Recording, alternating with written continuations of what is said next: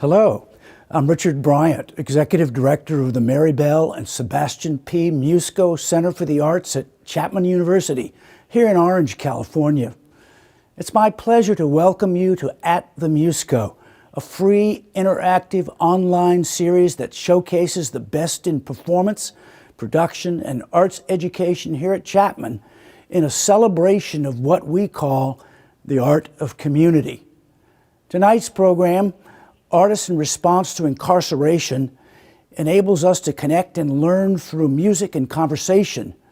Joining us are two distinguished performers and arts activists, Kishi Bashi, with whom we've worked for several years, and Davíd Garza, who we are honored to meet for the first time tonight. This marks a continuation of our relationship with Kishi Bashi, who performed here live in 2019 and led workshops with music students in the College of Performing Arts and engaged in Chapman University's proposed WW2 Japanese-American Incarceration Memory Project. It's a collaboration with Chapman's Leatherby Libraries, Wilkinson College of Arts and Humanities, Social Sciences, Interfaith Center, and Musco Center. Our guests will be tackling some very important topics tonight, and we encourage you to ask questions and start conversations in the live chat to the right of your screen. And now, here's our host, Musco Center's Napoleon Gladney. Thank you so much, Richard. Good evening and welcome to a special At the Musco online event at the intersection of arts and activism featuring Davíd Garza and Kishi Bashi. The pair will join me, Napoleon, your host, in conversation about incarceration. Each will play some of their most heartfelt and passionate songs live for us tonight. Following each artist sharing, we will have a robust conversation about the work and the ongoing history and continuation of mass incarceration of marginalized people of color. If this is your first time joining us, welcome. Please take a moment to like, follow, and subscribe to Musco Center on Facebook, Instagram, and YouTube. You can also join our email list for updates on new happenings and online events at muscocenter.org. We will be announcing some new online events in the coming weeks, so please stay tuned. We will take some of your questions from the audience live tonight, and we will speak about them on air. So please type your questions in the chat, and we will pull them and bring them into the conversation. To kick things off, I am so honored to welcome our first guest, Davíd Garza. Welcome, Davíd. Thank you so much, Napoleon. It's an honor to be here. How are you doing this evening? I'm doing, I feel like as happy as your purple light. I can't say it. That's my soul. I love that. Thing to be able to play music and to share music, in these times. But I've heard so much about the Musco Center, and I've been, a Kishi fan for years. And so it's kind of like, all these great things that happen at once. I'm kind of giddy. So, yeah. Oh, phenomenal. Actually, could you tell us about those really beautiful pieces of art hanging behind you? Well, these are called huipils. And these huipils are from some of the touring that I've done. One is from Mexico City. And then two of them are from Guatemala, one from Guatemala City and one's from Antigua. And they're handmade, just beautiful art, hand woven. The one in the middle there is probably, they say it's about 100 years old, the people at the Museum of Textiles that I got it from. And it feels like that. So I wear them. There's traditionally for women, but I have no problem wearing them because they're so cool.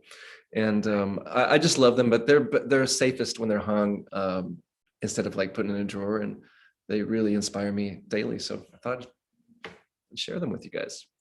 Oh, thank you for sharing. Yeah, they're beautiful, really beautiful. So, Davíd, the virtual stage is yours, and I'm so excited to join you in a little bit with Kishi Bashi to discuss everything that you're going to play for us tonight. And everyone, Davíd Garza.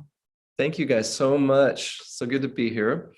The first song I'm going to play is, when I heard that this was for university, I thought back to my youth, and I was looking at songs that I'd written that maybe had been forgotten or I hadn't played in a while, and I found this one that actually really tied into a lot of what the spirit of this is about. And I love going back and playing songs that I haven't visited. And it's a song about diversity, a song about the racial divide that was specific to my understanding of being from Texas and growing up at Tejano, being born in the United States, but of Mexican blood and Texas blood all together. So it's called My Wish, and sung by with a full heart for you guys. If you go.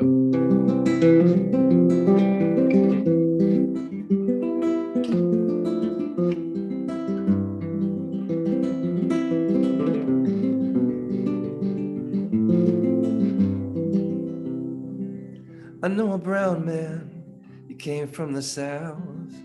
All in his mind, all in his heart came through his mouth. And I know a black man from Rio Grande.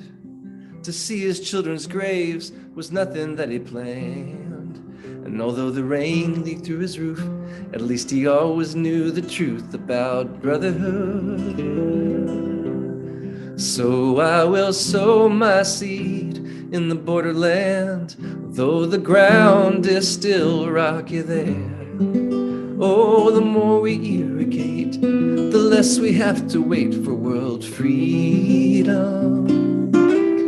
So I will sow my seed in the borderland, though the ground is still rocky there.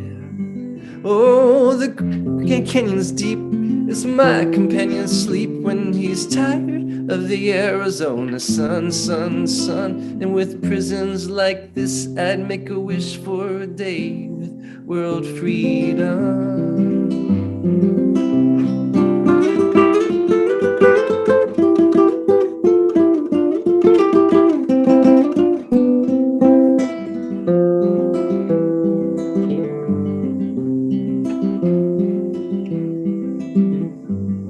And I know a red woman, a Navajo, and her home's a desert where a river used to flow. I know a white woman from Austin, Texas, and somehow all her blessings seem to turn to hexes. And although the rain leaks through her roof, at least she always knows the truth about sisterhood. So I will sow my seed in the borderland, though the ground is still rocky there. Oh, the more we irrigate, the less we have to wait for world freedom. Now I will sow my seed in the borderland, though the ground is still rocky there. Oh, the Rio Grande is deep as my companion sleep when she's tired of the hot Texas sun, sun, sun. And with prejudice like this, and with prisons like this, I'd make a wish for a day with world freedom.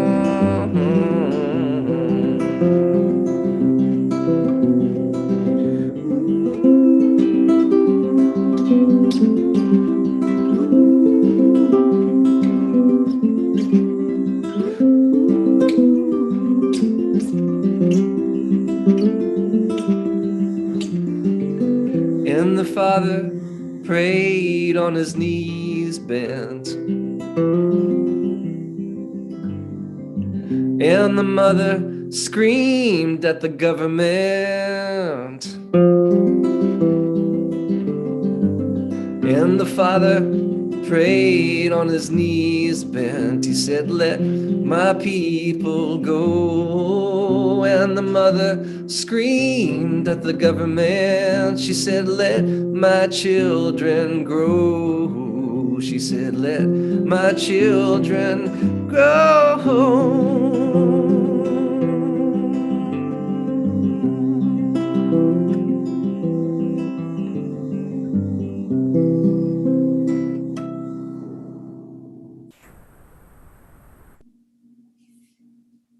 Thank you so much.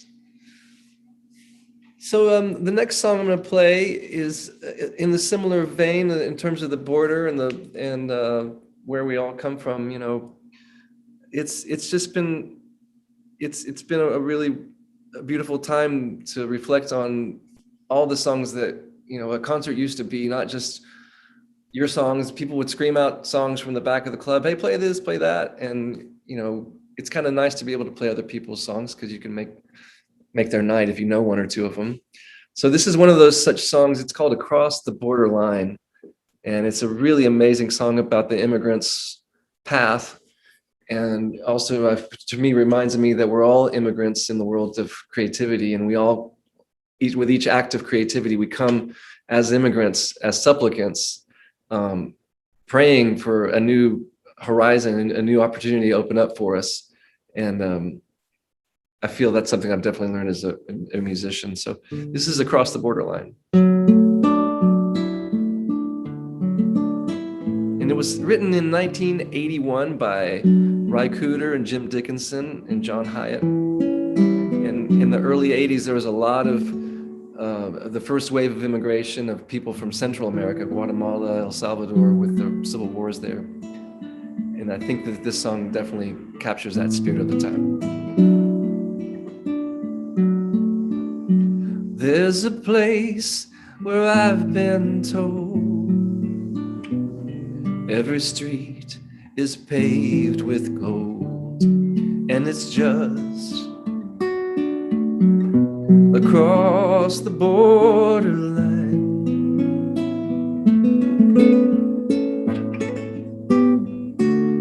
And when it's time to take your turn, here's a lesson you must learn. You could lose more than you'll ever hope to find.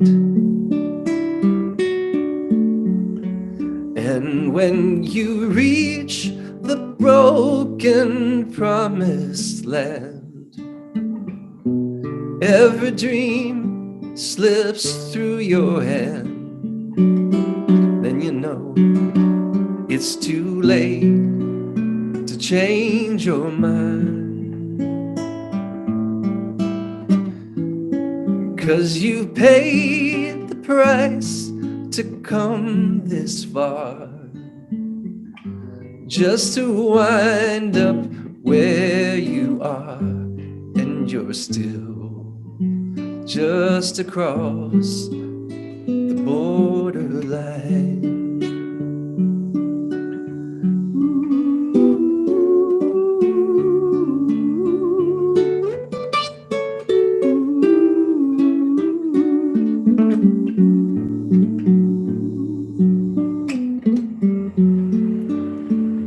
Up and down the Rio Grande, 1,000 footprints in the sand reveal a secret no one can define.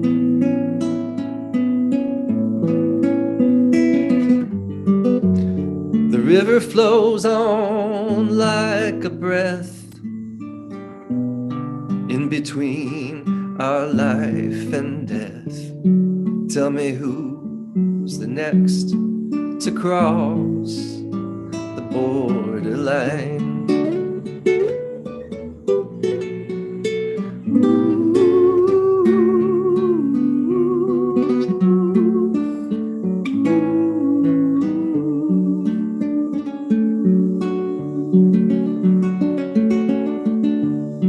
En la triste oscuridad, hoy tenemos que cruzar este río que nos llama la más allá, más allá. But hope remains where pride is strong, and it keeps you moving on, calling you across the borderline.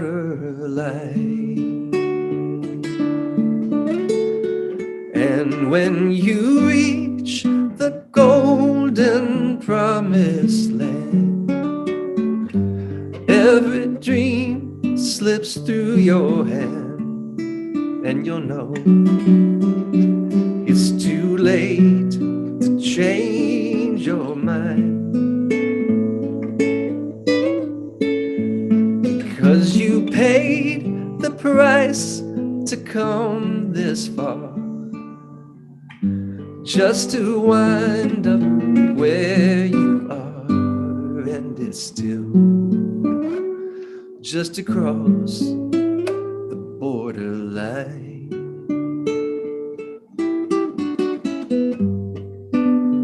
And it's still just across the borderline.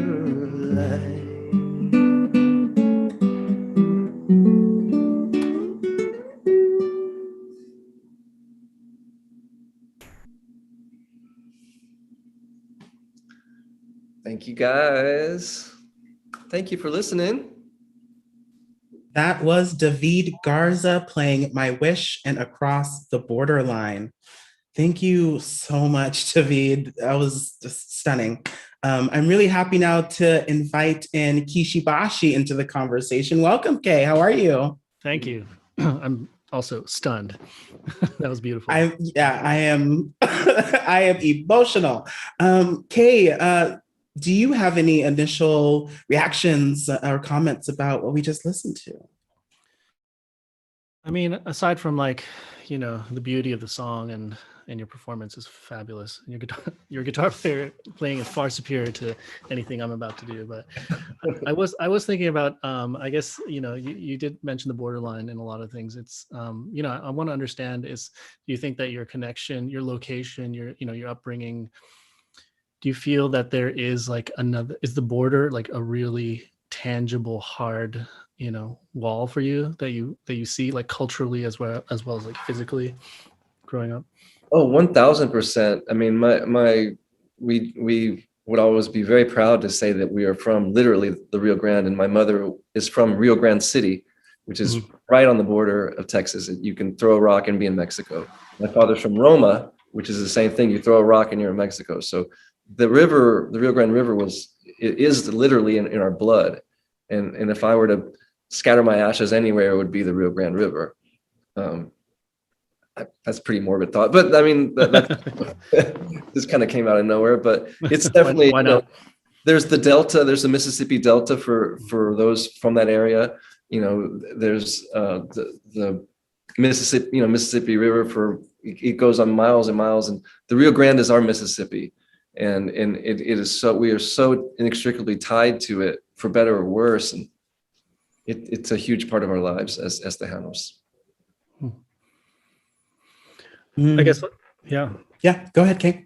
Oh, no, I mean, yeah, I did a lot of traveling last year since I had a lot of time not touring. And I was actually able to go down to Texas and the border and kind of like to kind of see it for myself. You know, I've driven by it. And it's always fascinating to see how different it is in Mexico. You can see Mexico, you know, in El Paso, you can see Juarez, you know, and you can really see, it's like another world over there. And I always kind of wondered, you know, kind of culturally, you know, does it feel like a different place to you?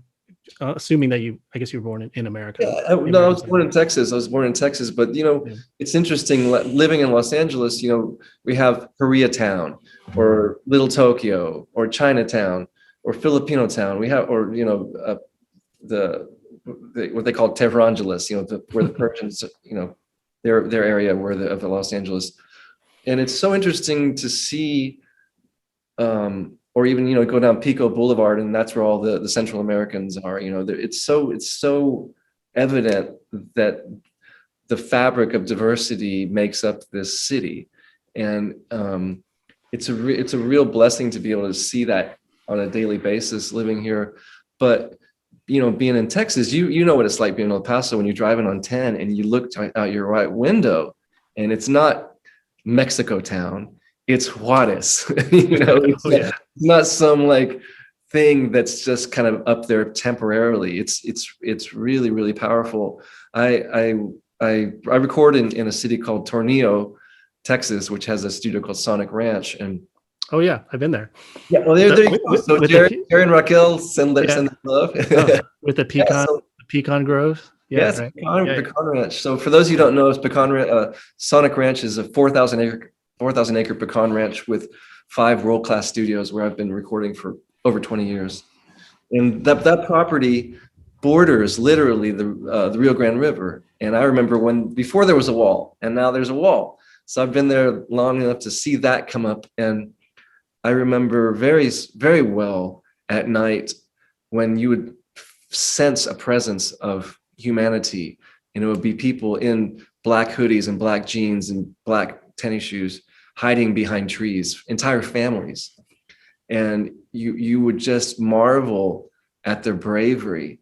And, we would just kind of tell them, you can come in peace, welcome, you made it, and to be able to wish somebody that on their first, when they're frightened out of their lives at 3 a.m. is a real gift. And that would not have happened if I were not a musician. That whole experience that would not have happened if I was not there to make music. And so it was, to answer your question, it's something that's a daily reminder, especially in El Paso and Tornillo area. Kay, do you have any other questions or comments before we give you a little break to prep for your set? Me? Oh yeah. Well, I mean, I guess I was kind of like reflecting on, a lot of my my last like several years making my last album, which I'm going to play a bunch of songs from, are actually, it's about my own like minority identity. And, and I guess if you come from a Latinx like community, that's in the Southwest, I kind of grew up in Seattle, but I was also on the East Coast, and I'm removed, like from any kind of Japanese-American community, so I kind of grew up either like denying my Asianness or also not wanting to congregate with other Asian people because it made me stick out. Like I didn't like that.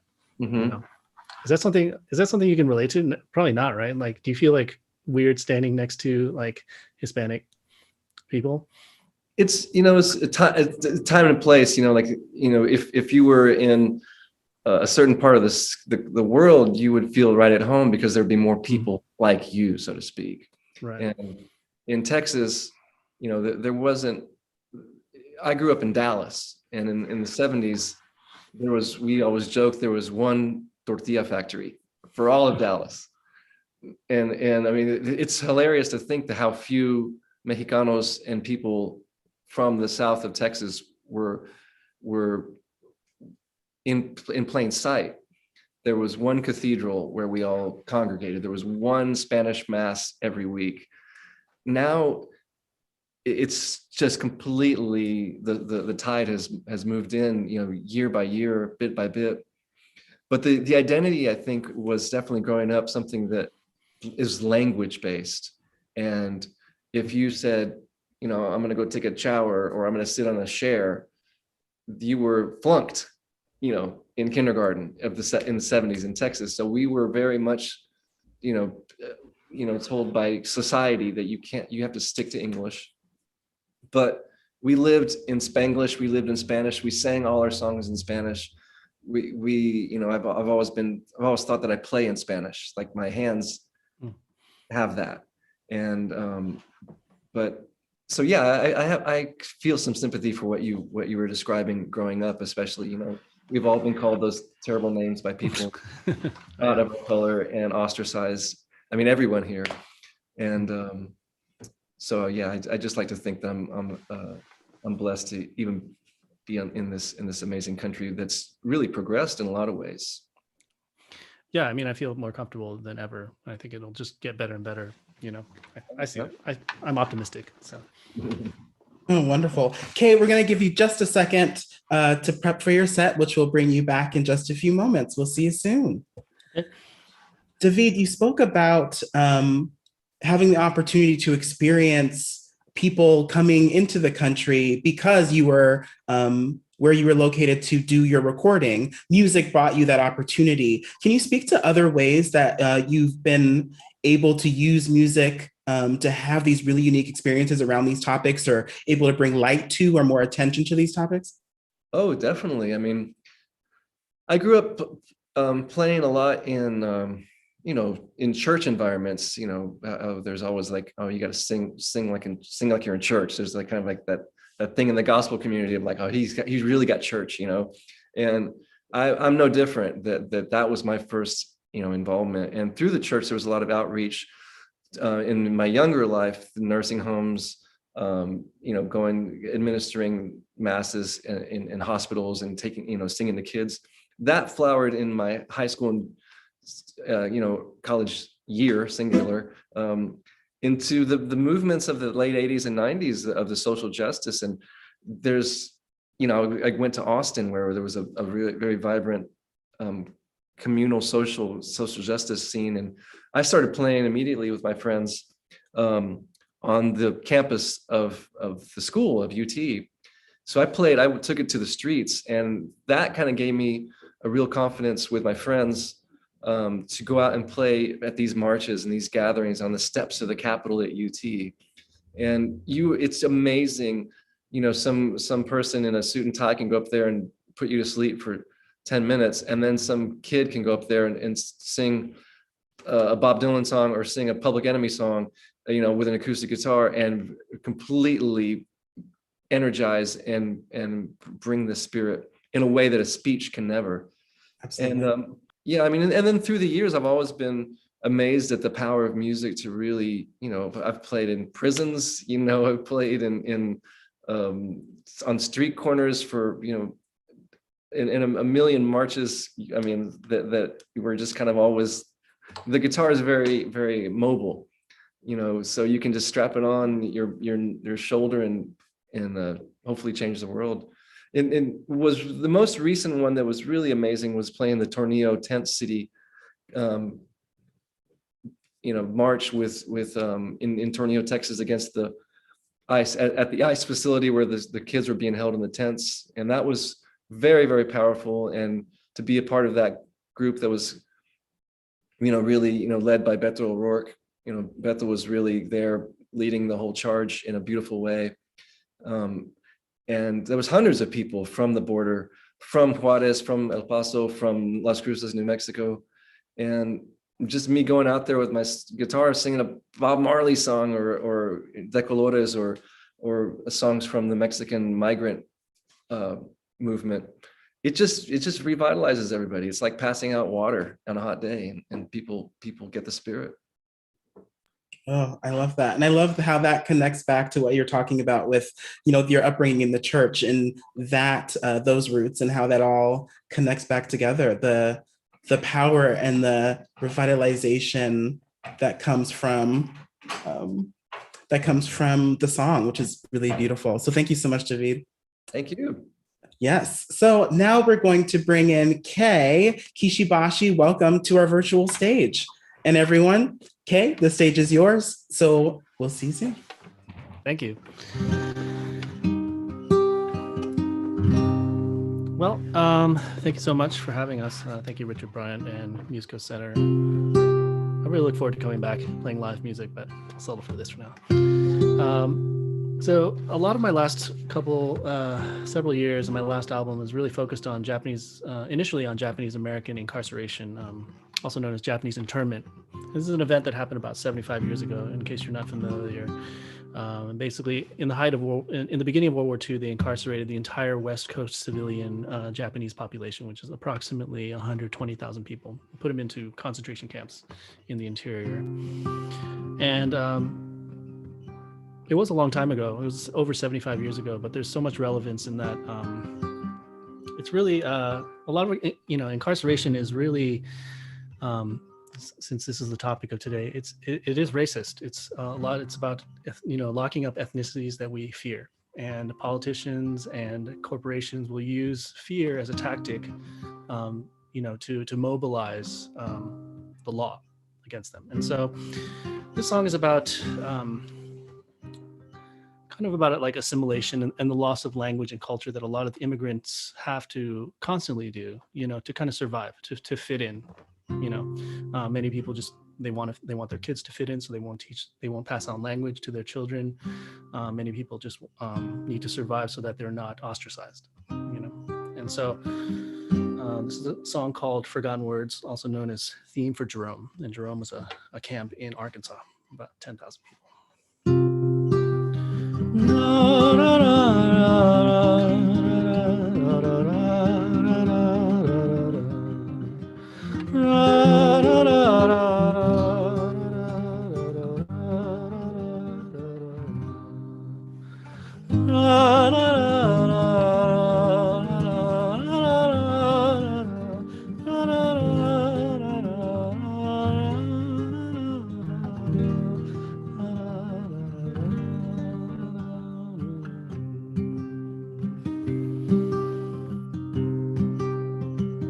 After today, you speak the new of every word I want from the comfort of my hands.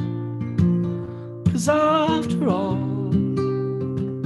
we fight the war with enemies unseen. 'Cause here we are in Jerome.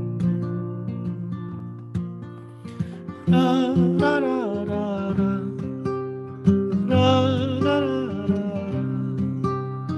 Da, da, da, da, da, da, da.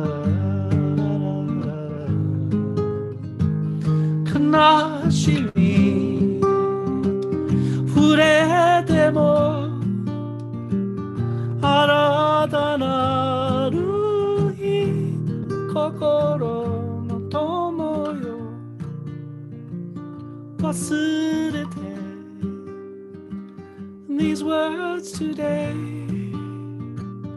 How many times I'd smile if you remember me with this song.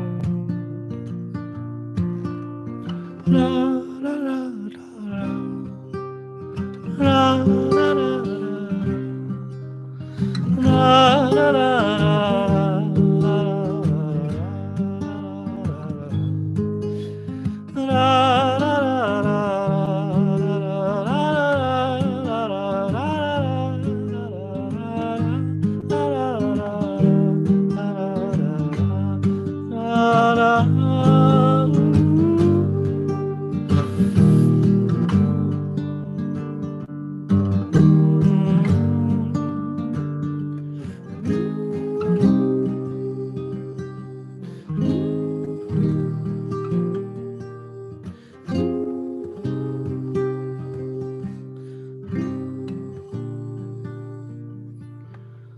There was a girl, she fell in love, and on the sun-dry lands settled in, started again. And when they sleep, she'd sing this melody to her beloved sons, forgotten words from Japan. La, la, la, la, la, la, la, la, la, la.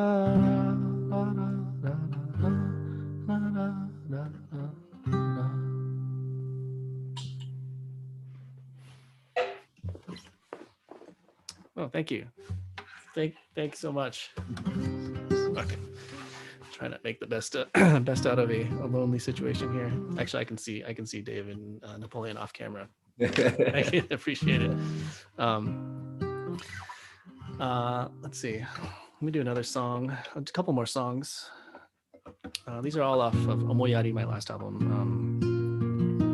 So on the way to Jerome, I live in Athens, Georgia, and to get to Arkansas, you have to drive through Alabama and Mississippi and some the South, basically. And we did a road trip out of it. We went to Selma and we went to Birmingham, and it was kind of like a civil rights road trip, kind of just because I was really interested in Japanese American incarceration, but there's no way I could ignore, mass incarceration, which was just, it's just always on my mind, and it should be on everybody's mind, because it's very similar in that, like, our prisons are filled with Black and brown people disproportionately, and in many ways, going back to the fact that incarceration is racist, it's the law is used as a weapon, and kind of researching, I went to the slavery museum in Selma, which is a really small, 2-room place, but they were talking about convict leasing, and convict leasing is this idea, it's basically it's in the height of Jim Crow South.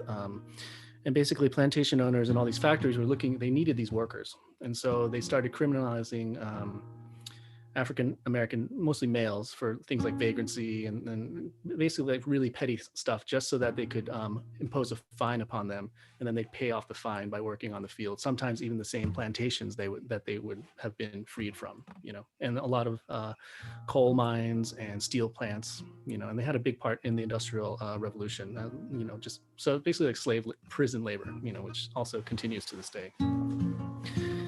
So this is a story about coal mine in Texas, convict leasing, and about missing somebody very, very much. It's called Angeline.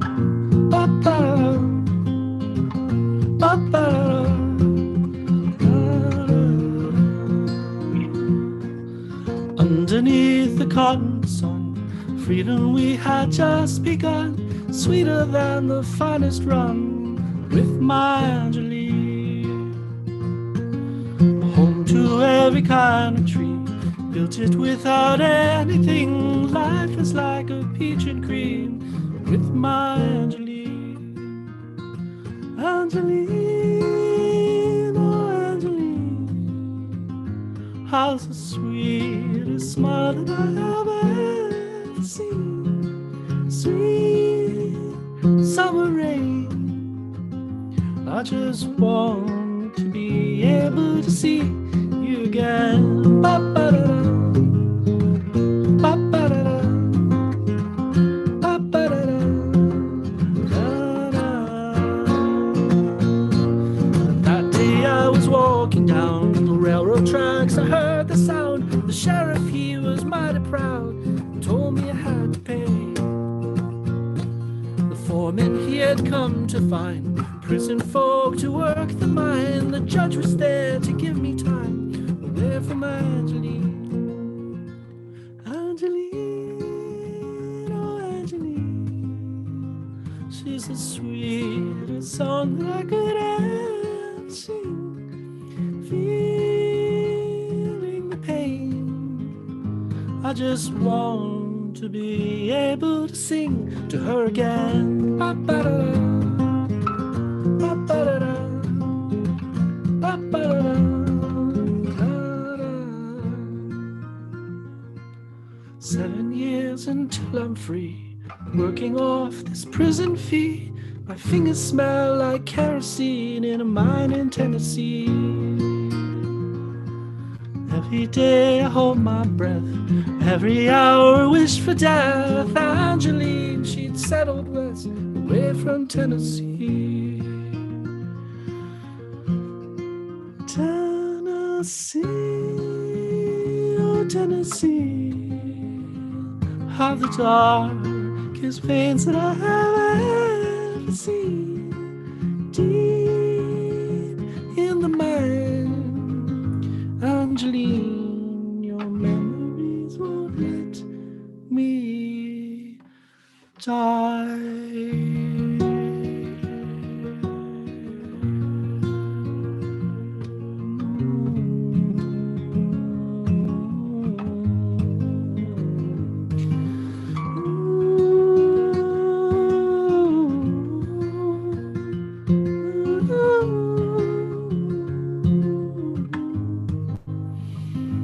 Angeline, Angeline,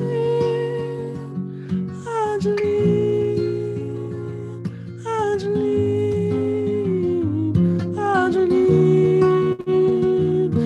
Angeline,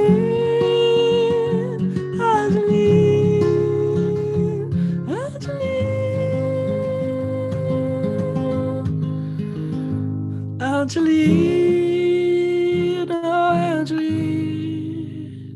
She's the sweetest smile that I have ever seen. Sweet summer rain. I just want to be able to see you again.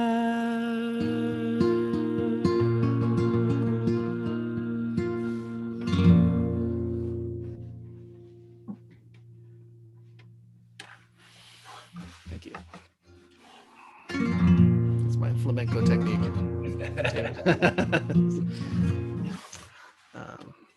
I guess I can do one more, I guess.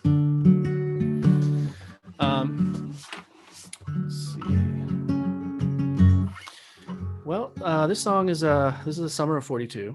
It's also off my last album. I guess a lot of this, you study a lot about oppression and discrimination, and it just it kind of gets to you, and you have to realize that, how do you outweigh, at one point in my life, I was like, oh, this is worse than that, and this is, oh, the Trail of Tears is worse than this, and then slavery is worse than this, and Armenian genocide is blah blah blah, and you keep weighing, and it got to a point where it's like, how do you process so much of the awful things that human beings have been doing to each other since the beginning of humankind? And the thing is, you can't. It's history. We used to be violent animals, and now we are slowly becoming civilized people who, through compassion, love, and empathy, are able to reach beyond our animalistic needs and help each other to create, to pick up everybody, people we don't know, and to include them in our circle of happiness. And so a lot of like these songs about history that I've been writing is, it's about finding the commonality between the now, the feelings that we have, like love, desire, loss. These are all like human things, and trying to find that in stories of the past. And I think the more we can communicate and empathize with the past, to realize that these people were, and people who are suffering today are just like us, and they have the same desires and hopes and dreams as we do, is really the key to changing things, I think. So, and taking action, obviously. So this is Summer 42. This is a love story of love and loss. In an incarceration camp in Wyoming, Heart Mountain, where I spent a lot of time. So.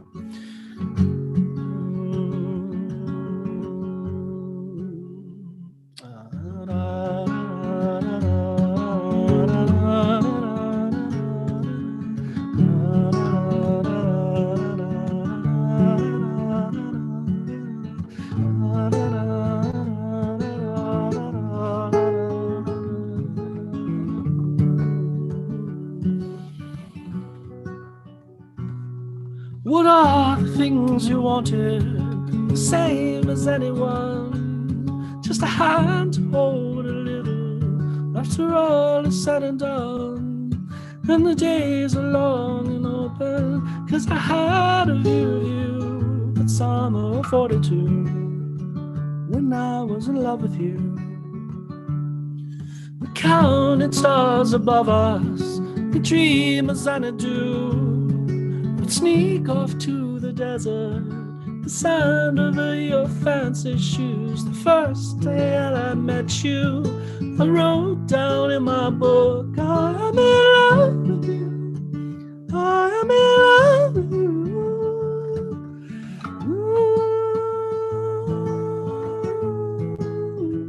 I'm in love with you, I'm in love with you.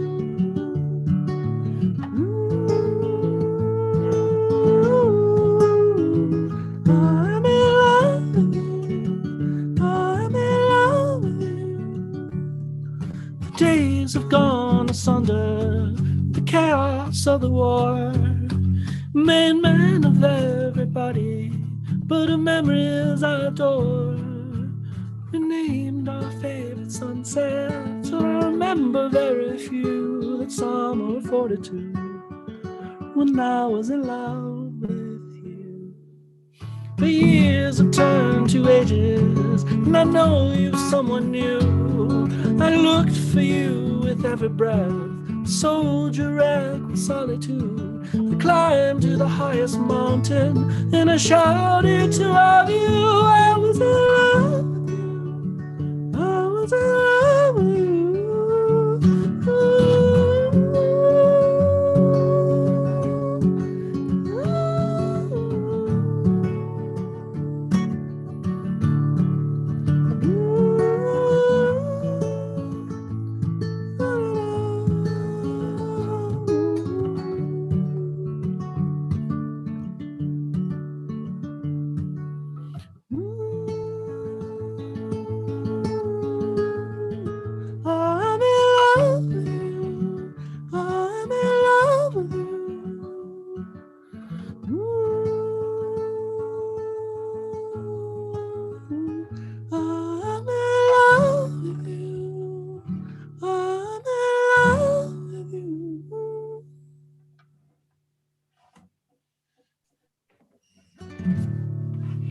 Bravo. Thank you. Thank you. Thank you. Thank you so much, Kay. That was beautiful. Thanks. Thank you so much for sharing. Of course. Thank you for having me. Yes. We are so happy to bring Davíd back into the conversation also. Davíd, thoughts, reactions, feelings, so many things, right? Coolest thing. I feel like it's like the coolest just opening of my brain. You know, I'm really struck by the you know, when you're talking about language and talking about language being stolen from us and forgotten words, and then hearing your voice, how it soars, and the moments that it soars and what you're saying when it chooses to take flight. And I was really couldn't help but notice that saying that name, you know, Angeline, which is a woman's name, and then the story, the first song about the mother singing these forgotten words to the two sons, and then at the end when you're saying, repeating, "I'm in love with you," you know, I am in love with you, and it's this. At those moments when you repeat a word or a phrase as a musician and you're comfortable to lift your voice and take flight, that's a moment where you break into the subconscious and you break out of the conscious world. And I loved also how your songs always begin with this instrumental incantation. You know, it's almost like there's an invisible violin somewhere that's being played, or an orchestra. And I was curious, like, do you know this, or is this just like some dude telling you that? That was a great summary of actually. I don't know. I mean, like, yeah, like a chorus like of a song is really like a mantra, right? You know, you just kind of repeat it. It's the focus of the song almost. It's just like a poem has like, does a poem have a chorus? But in a way, it's like, for me, yeah, when I get to those moments, you know, I do lose it. And I think a lot of musicians, you can probably relate to this, is that, you know, you are hitting, that's when your mind clears, is when you're singing songs. You know, you're not really even thinking about how cold it is in your studio, or, you know, or the drag racing outside of your window. Maybe you are, I don't know, but you know, that's something that we have, you know, we're really blessed to have, and artists do that. But, you know, it's a kind of meditation, you know, I think it's when you clear. And it's interesting because incarceration, you're talking about this amazing injustice, and you're saying, how do you outweigh, like, you know, these different crazy atrocities that specifically this country has brought on, you know, even in the last 100 years, but to be able to sing. And it's so interesting that your song is like breaking out of the cage of the incarceration, and music can do that in such a powerful way. And, you know, back to this country, it's just so crazy that when you were saying about outweigh and that really, you know, it's out oppress. Yeah. How, you know, and I was reminded of this amazing, crazy fact, you know, talking about, imbalance, and how this United States has 22% of the incarcerated people on the planet, but only 4% of the population. So that has to change. And, incarceration is somewhere in our blood. All these things are somewhere in our blood as a country. And these songs that you're writing, another thing that I was really interested about was you mentioned hands a lot in your songs. You may not know. Okay. I think in all three of the songs you says, you were mentioning hands in a really, really amazing way. But again, another thing about the first song where you went into Japanese and you sang that thing, it's so amazing to be able to hear. I mean, I'm always really kind of raise an eyebrow when people ask you to sing in a certain language, whether in any language. You're like, oh, so you want that kind of song? You're ordering, but when you're on the other side as a listener, all the languages are going to mix with the music how they mix, and music is the language of the subconscious. So how do you, when you're writing about such a heavy thing about incarceration, how do you even begin? Yeah, I mean, it's I think when I first started the project, this is connected all to this documentary that I'm making, but of the same name, Omoyari. But I approached it with a lot of anger and it's the music I was creating I didn't like at all. It was jarring, and that's not me. I looked for real personal connections of who they really were. What are these people going through? What joys did they have in their life?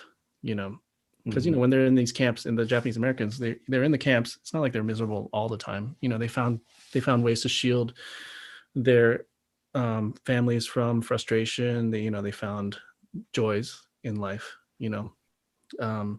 And it's kind of I think when I started to focus on that, that's when the songs that I enjoyed performing myself started to come out.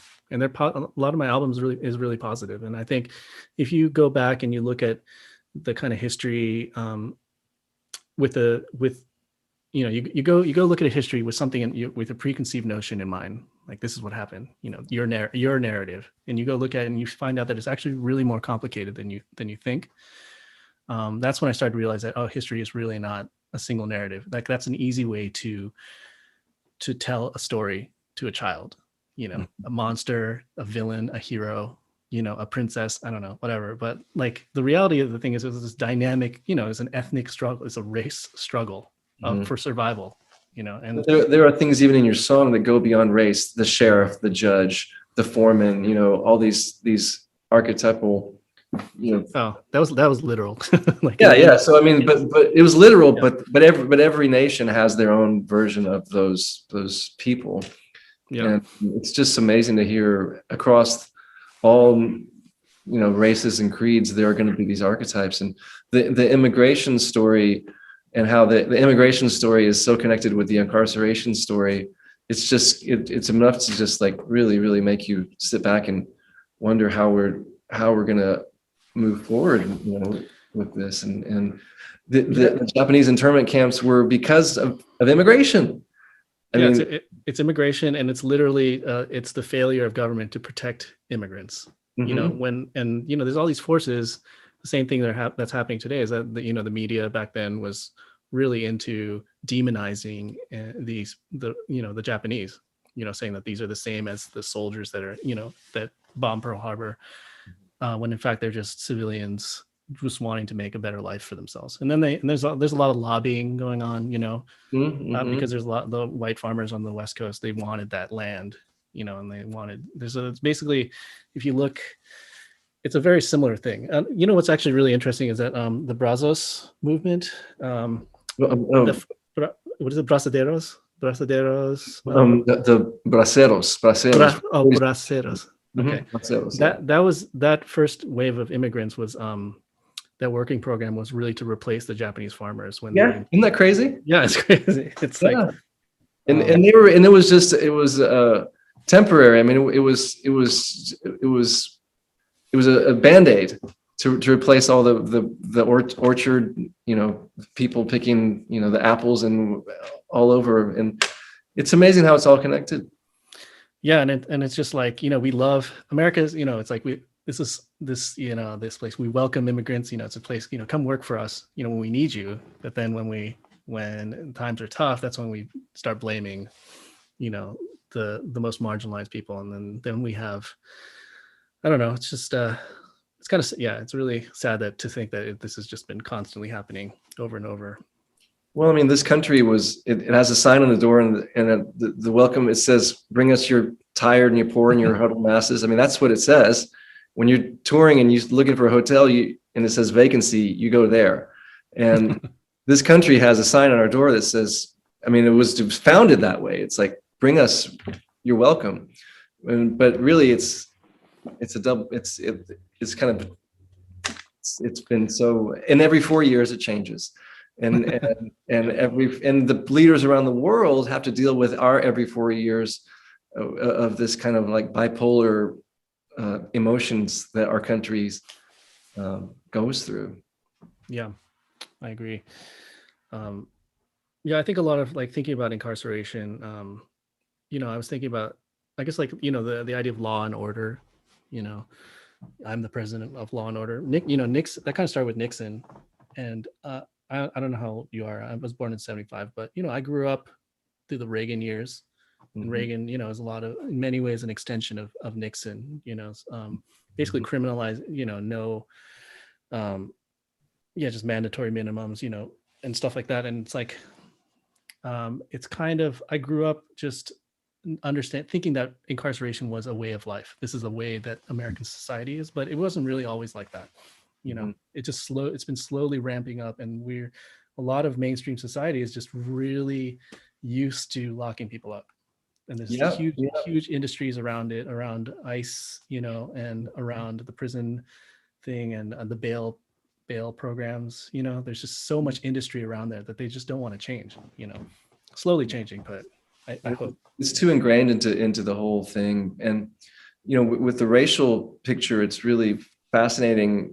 In my world, I was born in 71, so I'm similar. I got this same kind of upbringing, but I've watched, like, I call it Coco Narco, and it's the two things that people want the Latinx population, they expect of us. They either want us to be Coco, which is all nice and happy and shiny and purple and pink, or they want us to be narcos. They want us to be like these criminal, dark, underground, things. So, or, cartoons. So when we are cartoonized, it doesn't help, to put a human face on the whole world. And there are more than just Latinx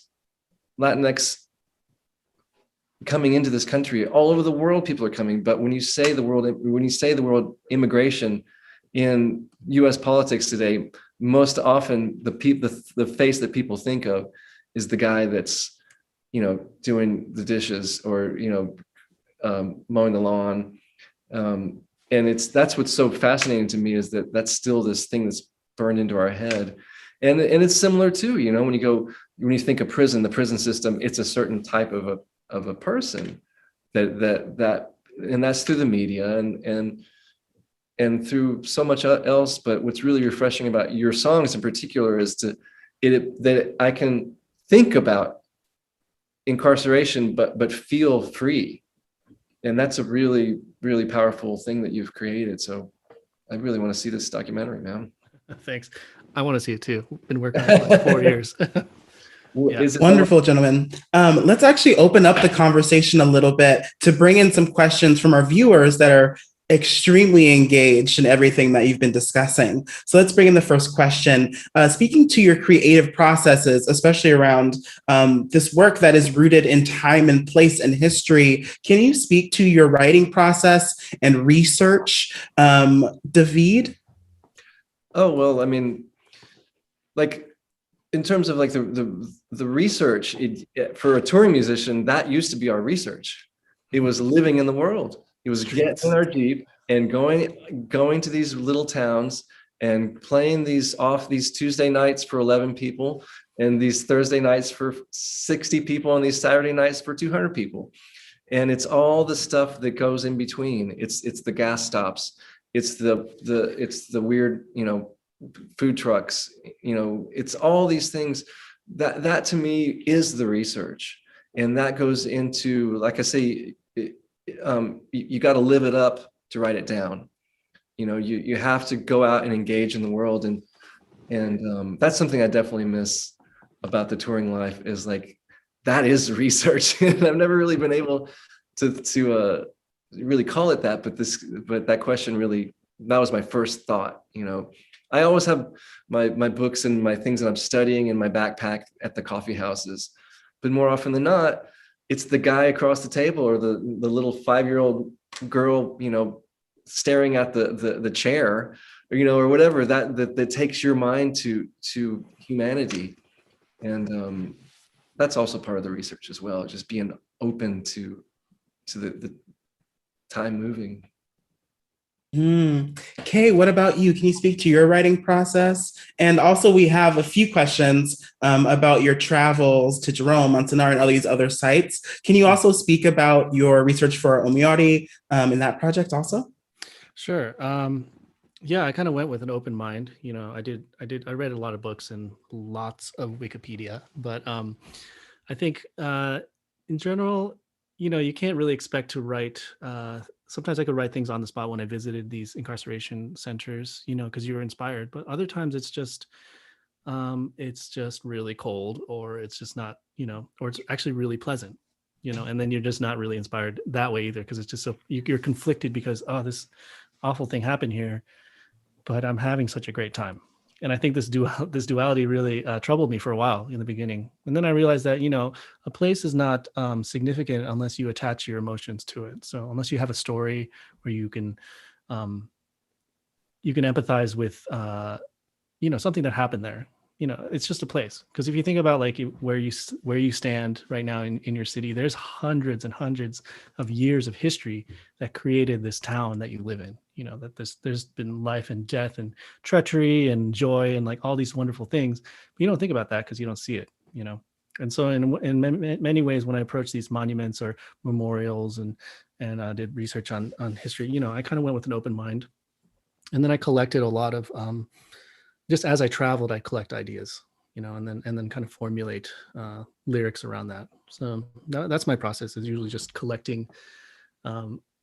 Sometimes I would write them on location, like improvise on violin, but other times and they're just collected throughout that time period. How many incarceration sites did you visit? Well, there's 10 of them. I went to like 7 of them, and I've been going to one in Heart Mountain in Wyoming a lot, because I have a relationship with the center there.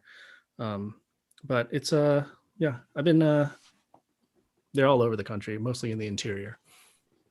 I think that's actually a really interesting segue into our next question. Is what is one important lesson that you have taken away from these past incidents of incarceration, and how have you brought those lessons forward with you? Kay, first. Past lessons of incarceration. I think it's like, well, the more, okay, as I mentioned before, I had this crazy arc of just being overwhelmed by the amount of kind of oppression, just realizing how constantly violent humanity has been, society has been, because I went to part of the movie, I went to Japan, kind of looked into World War II. My mother's from Okinawa, and kind of the World War II Battle of Okinawa and the firebombing of Japan, and just kind of, you think like, oh, they're incarcerated, these families were incarcerated in America, but awful things were happening in Asia, at basically exactly the same time. And I was really confused as how to process those kinds of things. And I think I realized, as I mentioned before, that it's a lot of these things are, it's history, and it's really, you can't let it overwhelm you. You just you still have to live your best life, and but then take these lessons of, reminding people constantly, like, look, this has happened before. We are constantly incarcerating people. We are constantly criminalizing, demonizing marginalized communities in our mind. And I think this is, just, and especially with like the Black Lives Matter movement really coming to the forefront this last summer, it's like just reminding, joining that voice and being like, hey, everybody, this is really happening. This has been happening. This is really happening. And even with immigration detention and these kind of things, just reminding people through music. That's the one vessel that we have, is that, our soapbox is like a very soft, gentle song soapbox that people can listen to, as opposed to just lecturing people, so I guess. Yeah. Davíd, what about you? What is one important lesson that you've learned from these past incidents? Well, I mean, in particular, I remember going to a few different prison facilities with a wonderful singer from Guatemala named Gabby Moreno. And we visited a few, 2 or 3 in one day in particular. And the one lesson I think I learned was how the quality of listening when you are incarcerated. I've played for so many different types of people, but I'll never forget the overall, the people when they would listen, and they weren't always sitting down, cross-legged, they were standing and dancing, and some were moved to stand and dance. And I feel like I've never seen people of, and it was all colors, men and women, and it was really, really fascinating to be. I've never felt so like the power of music was so powerful. They were really free for that moment, and that really stuck with me. Oh yeah, and I'm sorry, I was just so scatterbrained about previously, but I think one thing is similar to you, David. When I was going around playing for people, I realized that I've been kind of selfish. I've been like, oh, it has to be the perfect performance setting. It has to be sound good. You got to listen. It's like, and then no, you just play a little violin, you sing a song, and it means the world to somebody who doesn't have that, who doesn't have regular access to that. And so I think with this kind of just going around, I realized to be less selfish with my music and just just play a tune here and there, and it means a lot, so much to people. That's a great other segue to our final question. I'm really sad about saying that, but our final question tonight, what is something that you want people to feel and take this when they listen to your music and experience one of your performances like this one? Davíd? Well, I would hope, specifically from this talk, I mean, I just love the idea of 3 strangers over an hour just bonding over things that the world really needs to pay attention to. And immigration, incarceration, it's so crazy. Those 2 things, they sound like a law firm, or they sound like who knows what, but they really are tackleable. We can tackle both of these things. And I feel that, again, like I was saying earlier about hearing these beautiful songs, when you hear a voice just take flight, it's that power of the subconscious. And the prisons and walls and borders, they are the physical manifestations of the worst of conscious thought and conscious mindsets. So let's just be free, and let's break those walls and focus on rehabilitation, not punishment. And let's just open these rivers and open these borders. And this is a huge country and a huge world, and there's room for everybody. Thank you, Davíd. Kay, what are some things, or one central thing that you like people to take away? Yeah, I think, kind of jumping off of, what David was saying, just really approach this with love. It's about connecting with people, convincing people to act. If you're a musician or an artist, you can connect so much easier, if you share your art or your music or your poetry, and then, you're sharing when you're trying to convince somebody that this is wrong or that this needs to change, you can really connect with them. If you come from a place of love, then it's really, so much easier. And I hope that like people will do this, you know, and realize that there is a serious problem with our government, you know, really oppressing marginalized communities, and has been. But then, you know, you can't, you know, you have to be a good convincer. You know, I was listening to a radio show about teenage activists, and these teenage activists was like, yeah, I could talk about social justice all day long at school, but I wouldn't have any friends, you know. And then I realized, I was like, wow, she's got a real point. You know, you have to be fun, and you have to be a great person. You have to be an inspiration to people, a positive inspiration to people, if you want people to listen to what you have to say, you know. So everyone remember to be that light, be that thing that we all need. Davíd and Kay, it has been such a pleasure this evening. Thank you both so much.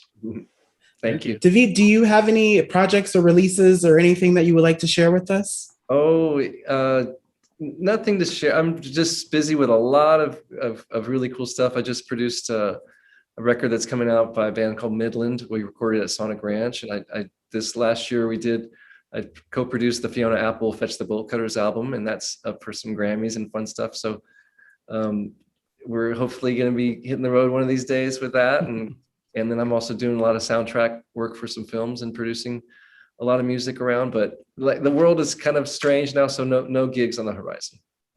Thank you for sharing. Excited to dive into those projects when they come out later on. Kay, any projects, anything to speak of? Yeah, I have an EP coming out in a couple months. Yeah, I'm also doing no tours. I'm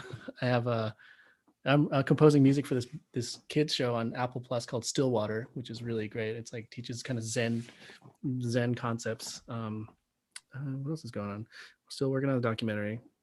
Yeah, no tours, but I don't know. I heard that Zoom stock just went down today, so I think people are getting sick of Zoom and they see a little light on the horizon. So I don't own any Zoom stock. So, but thank you so much. We're looking to the light of the horizon. Thank you so much. Thank you again to Davíd Garza and Kishi Bashi.